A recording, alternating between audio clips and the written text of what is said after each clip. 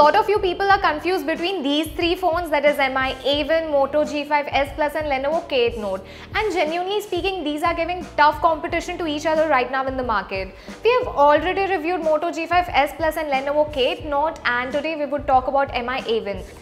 Talking about the pricing of this phone, it is priced between these two phones, that is Moto G5 S Plus and Lenovo K8 Note, and in Flipkart and mi.com you get this phone at the price of 15,000 rupees only. This phone will get a very special spot in the history of MI phones because this is their first Android phone which runs stock Android, and apart from stock Android software, what makes this phone more special is its dual camera.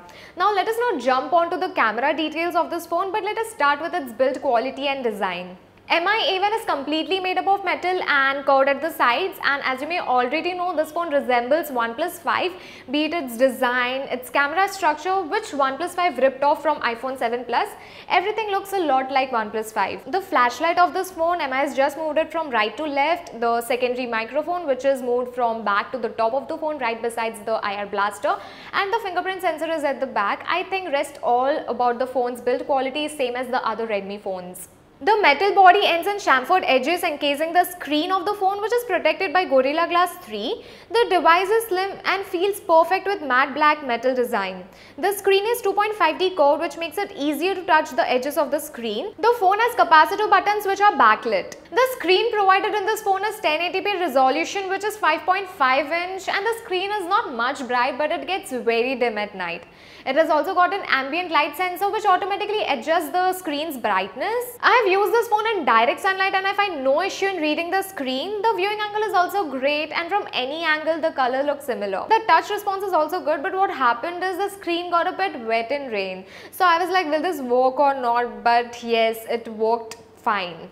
I like the screen of this phone better than Moto G5 S Plus, and the simple design of the front. It also looks premium and it feels premium as well. Overall, I am impressed by the design of this phone, and at the same time it is very rigid and very strong. It is nice to have stock Android and Xiaomi phones, but I actually miss the MIUI feature, that is the 3-finger screenshots and other gestures. And one thing which I noticed is that I can no longer lock apps in the recent app items, which I hardly use it, but now that it is not, I have started missing it. And I don't know why, but I cannot move the Google search bar from top to anywhere. Maybe it is with every stock Android straight by Google. I wish at least I could resize the bar so that I could fit the clock at the top. But never mind, apart from this, I like the new stock experience from MI phone. It comes with an octa-core Snapdragon 625 chipset with 4GB of RAM, and there's plenty of space. It's a 64GB variant, so you can store as many movies and games as you like. Speaking of games, the games played very smoothly on high graphics setting. There wasn't any lag during gameplay or that I noticed while playing. The device doesn't get much warm while gaming or even during charging. Fingerprint is pretty lazy in this phone, even though it has got a Snapdragon 625 CPU. Sometimes it unlocks quickly and sometimes it takes time. I'm not sure what causes it to slow down, but it gets the job done without waiting too long, and I mean waiting for slightly less than a second. And this phone packs pretty much every sensor, including the compass navigation sensor. Though it is running a stock Android, Xiaomi has provided some useful features like IR controller and swipe gestures on fingerprint sensor. You can use it to access the notification center by a simple downward swipe and close it again with an upward swipe.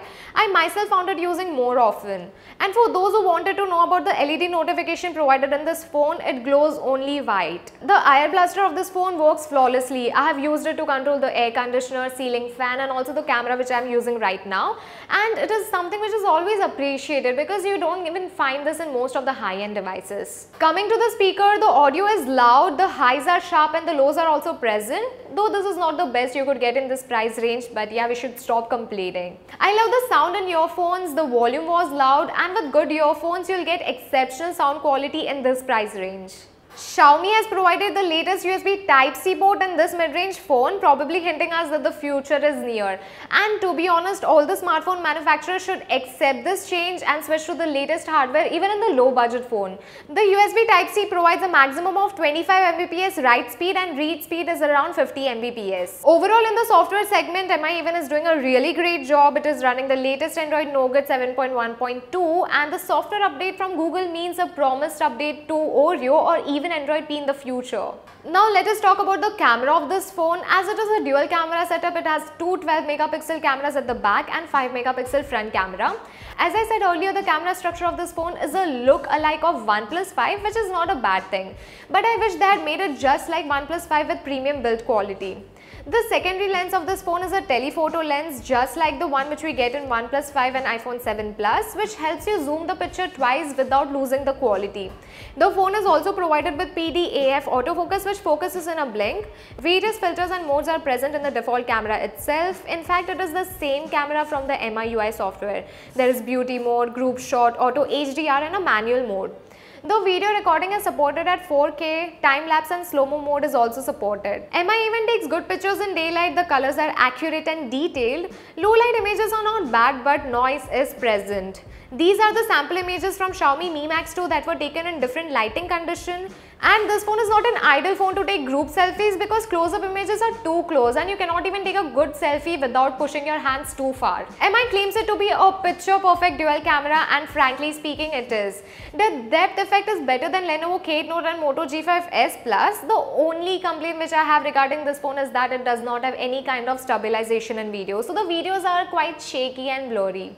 Overall, I like the camera pictures in daylight as well as low light, and if you want an in-depth review of camera of this phone with its rivals, then do let me know in the comment section below. Flashlight is dual tone and it works perfectly fine in low light photography, but when you use the flashlight it emits a crazy orangish light which I don't like. And the phone gets a bit hot when you continuously use the camera for say 10 to 15 minutes. And finally, the battery. MI even ships with 3000 mAh battery which can last to the most a day, and the charger provided with it is a quick charger, so it will charge the phone in roughly 2 hours from 0 to full capacity. And in a normal usage, web browsing and watching videos online, battery lasted a day with 13% left. So in battery segment, this phone performed pretty average. So to sum it up, is MI even a better choice than Moto G5s Plus or with any dual camera setup phone in this price range? Well, I think this phone deserves to be on top of the list of all these phones right now in the market, because the performance of it is snappy and fluid, the camera is also great, and I like the build quality of it, like especially when everyone mistook it for OnePlus 5. The sound is also great and the call quality of it is crisp and sharp, and also it supports VoLTE for those who keeps on asking me. So this was all about MI A1. I hope you guys enjoyed it. Give it a thumbs up if you liked it, subscribe if you loved it, and hit the bell icon if you are eager to watch our coming video. Thank you so much for watching, and also let us talk on Twitter and Facebook. Maybe I'll answer some of your questions there. This was all about it. I'll see you next time.